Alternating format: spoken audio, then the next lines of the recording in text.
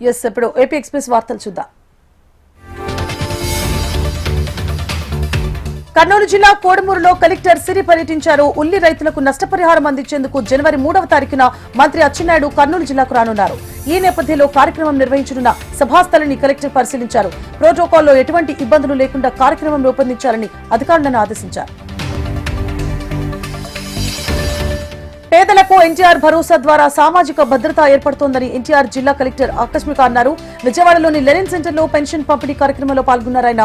ఈ నేపథ్యంలో లబ్ధిదారులకు పెన్షన్ సరైన విధంగా అందుతుందా లేదా అని అడిగి తెలుసుకున్నారు. నూతన సంవత్సరం ప్రారంభం నాటికి లబ్ధిదారులకు పెన్షన్ అందించాలనే ఉద్దేశంతో డిసెంబర్ 31నే ప్రభుత్వం పెన్షన్ పంపిణీ చేసినట్లు లక్ష్మీషా తెలిపారు. ఎలాంటి అవకతవకలకు ఆస్కారం లేకుండా అత్యంత పారదర్శకంగా పెన్షన్లు లబ్ధిదారులకు అందించామన్నారు.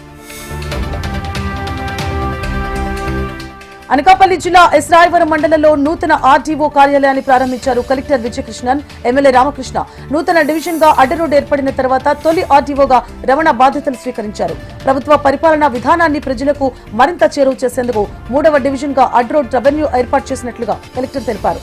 త్వరలోనే విశాఖని హైదరాబాద్ స్థాయి నగరంగా చూస్తామని రామకృష్ణ పేర్కొన్నారు. తూర్పుగోదావరి జిల్లాలో ఎమ్మెల్యే బుచ్చే చౌదరి మాజీ సీఎం జగన్ పై మండిపడ్డారు. జగన్ పాలన వలన రాష్ట్రాభివృద్ధి వెనక్కిపోయిందని విమర్శించారు. జగన్ హయాంలో ఎంతమందికి పీఎం రిలీఫ్ ఫండ్ అందిందని ప్రశ్నించారు.